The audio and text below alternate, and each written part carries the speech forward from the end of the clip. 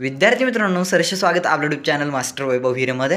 तर विद्यार्थी मित्रांनो, 26 मार्च 2024 रोजी जो काही तुमचा भूगोलचा पेपर होणार आहे त्यासाठी मोस्ट इम्पॉर्टंट पेपर तसेच IMP क्वेश्चन्स मी तुम्हाला सांगणार आहे. पेपर हा फक्त विद्यार्थी मित्रांनो तुम्हाला मी मेलमध्ये सांगतो, परंतु मोस्ट इम्पॉर्टंट अपडेट अशी आहे की मी तुम्हाला या व्हिडिओमध्ये अगदी इम्पॉर्टंट चॅप्टर्स आणि इम्पॉर्टंट टॉपिक सांगणार आहे, जे की तुम्हाला करून ठेवायचे आणि पेपर तुम्हाला अगदी सोपा जाईल. व्हिडिओला स्टार्टिंगपासून शेवटपर्यंत बघा. तसेच व्हिडिओला लाईक आणि चॅनलला सबस्क्राईब करून ऑल नोटिफिकेशनवरती सेट करा. अपकमिंग व्हिडिओमध्ये 1 तासाची व्हिडिओ टाकणार आहे, ज्यामध्ये विद्यार्थी मित्रांनो तुम्हाला 500हून अधिक मार्काचे IMP क्वेश्चन्स देणार आहे. त्यामधीलच पेपर येईल आणि त्या बाहेरचं काही येणार नाही. चला व्हिडिओला सुरू करूया. भूगोलचा पेपर आहे 26 मार्च 2024 साठी तुम्हाला अगदी महत्त्वाचा आहे. ओके विद्यार्थी मित्रांनो, यामध्ये पहिले बहुपर्यायी प्रश्न आहे, ज्यामध्ये आहे दिलेल्या पर्यायांपैकी योग्य ते पर्याय निवडून विधाने पूर्ण करा. उत्तरपत्रिकेत पुन्हा लिहा. तर विद्यार्थी मित्रांनो, यामध्ये पहिला आहे भारताचे स्थान पृथ्वीवर टिंबटिंब गोलार्धात आहे. जे काही चारींपैकी योग्य पर्याय आहे तो पर्याय निवडून तुम्हाला उत्तर लिहायचं आहे. त्यानंतर दुसरा विद्यार्थी मित्रांनो, ब्राझीलमध्ये आग्नेय तसेच ईशान्य दिशेकडून येणाऱ्या टिंबटिंब वाऱ्यांपासून पाऊस पडतो. 4 पर्याय आहे. एक मध्ये तुम्हाला मान्सून वारे आहे, त्यानंतर दुसऱ्यामध्ये पूर्वीय व्यापारी आणि विद्यार्थी मित्रांनो तिसऱ्यामध्ये तुम्हाला प्रतिव्यापारी आणि चौथ्यामध्ये आवर्त. जो काही योग्य पर्याय आहे तो निवडा आणि उत्तर लिहा. तिसरा आहे भारत व ब्राझील या दोन्ही देशाची अर्थव्यवस्था टिंबटिंब प्रकारची आहे. सर्व क्वेश्चन्स IMP आहे आणि हा क्वेश्चन्स मोस्टली रिपीट होत असतो की भारत व ब्राझील या दोन्ही देशांची अर्थव्यवस्था टिंबटिंब प्रकारची आहे. एकमध्ये आहे तुम्हाला अविकसित, दुसऱ्यामध्ये आहे तुम्हाला विकसित, तिसऱ्यामध्ये आहे अतिविकसित आणि चौथ्यामध्ये आहे विकसनशील. कमेंट सेक्शनमध्ये सांगा कोणता योग्य पर्याय आहे. बट चौथा आहे विकसनशील. चौथा विद्यार्थी मित्रांनो तुम्हाला ज्यामध्ये ब्राझीलचा सर्वाधिक भूभाग टिंबटिंब आहे. तर विद्यार्थी मित्रांनो 4 पर्याय आहे. एक मध्ये मैदानी प्रदेश आहे, दुसऱ्यामध्ये उच्चभूमीचा आहे, तिसरा पर्वतीय आहे, विखंडित टेकड्यांचा आहे. आय थिंक विद्यार्थी मित्रांनो दुसरा उच्चभूमीचा जो काही आहे हा याचा योग्य पर्याय आहे. जर विद्यार्थी मित्रांनो पुढे ज्यामध्ये तुम्हाला योग्य जोड्या जुळवायचे आहे, ज्यामध्ये तुम्हाला क्षेत्रफळ पिकोदी नेबलिना बघा, हे देखील जोड्या जुळवण्यासाठी मोस्ट IMP आहे. सर्व तुम्हाला IMPच क्वेश्चन देणार आहे त्या क्वेश्चन पेपरमध्ये. सर्व क्वेश्चन्स येत आहेत का बघा, कारण रिपीट होण्याचे चान्सेस आहेत. ही क्वेश्चन पेपरमधील क्वेश्चन जसेच्या तसे तुमच्या 26 मार्चच्या भूगोलच्या पेपरमध्ये येण्याचे चान्सेस आहेत. सो तुम्ही परिपूर्ण प्रॅक्टिस करून ठेवा. आम्ही तुम्हाला 1 तासाची व्हिडिओ प्रोव्हाइड करेल, ज्यामध्ये तुम्हाला 400हून अधिक मार्कचे क्वेश्चन्स प्रोव्हाइड करेल. ओके, तर यामध्ये तिसरा आहे एका वाक्यात उत्तर लिहा, ज्यामध्ये पहिला आहे ब्राझीलमधील पर्जन्य छायाच्या प्रदेशाला कोणत्या नावाने संबोधतात. त्यानंतर दुसरा विद्यार्थी मित्रांनो ब्राझीलमधील लोकप्रिय खेळ कोणता. तिसरा आहे भारतातील क्षेत्रफळाच्या दृष्टीने सर्वात मोठे राज्य कोणते. चौथा आहे भारतातील प्रमाण वेळ कोणत्या रेखावृत्तावरून निश्चित केली जाते. पाचवा आहे भारतातील शेती ही मुख्यत्वे कोणत्या प्रकारची आहे. ओके, चौथा विद्यार्थी मित्रांनो प्रश्न आहे, ज्यामध्ये मध्ये म्हटलेला आहे तुम्हाला पुरवलेल्या भारताच्या नकाशा आराखड्यात तुम्ही घटक दाखवा, पुढील घटक दाखवा, तसेच त्यांची नावे द्या आणि चिन्हांची सूची करा.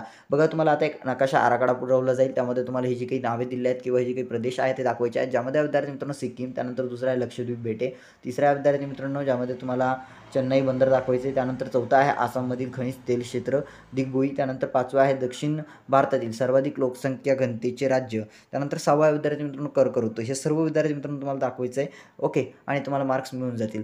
पुढे सहाव्या विद्यार्थी मित्रांनो ज्यामध्ये तुम्हाला दिलेल्या नकाशाचे वाचन करून खालील दिलेल्या प्रश्नांची उत्तरे लिहा. आता बघा, तुम्हाला नकाशा दिलेला आहे आणि त्यावरती काही प्रश्न आहेत, त्या प्रश्नांची तुम्हाला उत्तरे लिहायची आहेत.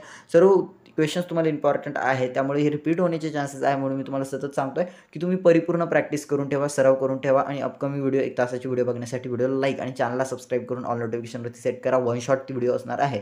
पहिल्यामध्ये आहे ब्राझीलमधील कोणती 2 वनप्रकार सांगा. दुसरा आहे नकाशात दर्शविलेली बेटे कोणती. त्यानंतर तिसरा आहे नकाशात मगर कोठे आढळते. चौथा विद्यार्थी मित्रांनो तांबरीन हा प्राणी कोठे आढळून येतो. आणि पाचवा आहे नकाशातील दक्षिणेकडील गवताळ प्रदेश कोणता. जाऊया पुढे, ज्यामध्ये तुम्हाला भौगोलिक कारणे लिहा कोणती 2. एकमध्ये आहे तुम्हाला भारतात पानझडी वने आढळतात. त्यानंतर दुसरा आहे ब्राझीलमध्ये पर्यावरण स्नेही पर्यटनाचा अधिक विकास केला जात आहे. तिसरा आहे भारताच्या अर्थव्यवस्थेत मत्स्य व्यवसायाची भूमिका महत्त्वाची आहे. आणि चौथा आहे ब्राझीलच्या अंतर्गत भागात खाणकाम व्यवसायाचा विकासावर मर्यादा आल्या आहेत. त्यानंतर प्रश्न 6 आहे, ज्यामध्ये आहे खालील दिलेल्या सांख्यिक माहितीच्या आधारे स्तंभालेख काढावं. त्या खालील प्रश्नाची उत्तर लिहा. स्तंभालेख काढायचा आहे आणि तसंच त्या खालील प्रश्नाची उत्तर लिहायची आहे. तुम्हाला बघा आलेख दिलेला आहे, यासाठी तुम्हाला दिलेला आहे काय म्हटलं गेलेलं आहे तुम्हाला माहिती. ओके, आणि स्तंभालेख तुम्हाला काढायचा प्रश्न आहे, ज्यामध्ये पहिला आहे वरील आलेख काय दर्शवतो. दुसरा आहे कोणत्या दशकात नागरीकरणाचा वेग कमी झालेला दिसतो.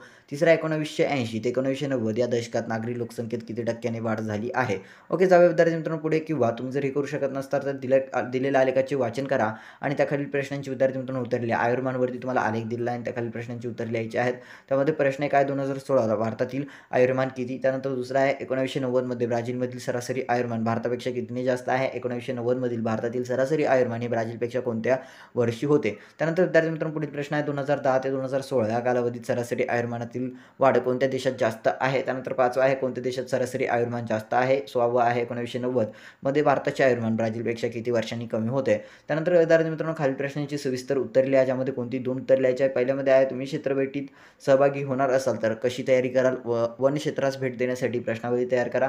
दुसरा विद्यार्थी मित्रांनो, भारत व ब्राझील या देशातील हवामानाची तुलना करा. आणि तिसरा आहे, भारताच्या मैदानी प्रदेशाची वैशिष्ट्ये कोणती? तर अशा पद्धतीने विद्यार्थी मित्रांनो ही प्रश्नपत्रिका अगदी महत्त्वाची होती, अगदी इम्पॉर्टंट होती, त्यामुळे तुम्हाला प्रोव्हाइड केली. आता कमेंट सेक्शनमध्ये सांगा ही प्रश्नपत्रिका कोणत्या वर्षाची होती. हे सांगण्यापेक्षा एवढंच सांगा फक्त तुम्हाला 2024च्या पेपरमध्ये, भूगोलच्या पेपरमध्ये किती % हवे आहे किंवा किती गुण हवे आहेत.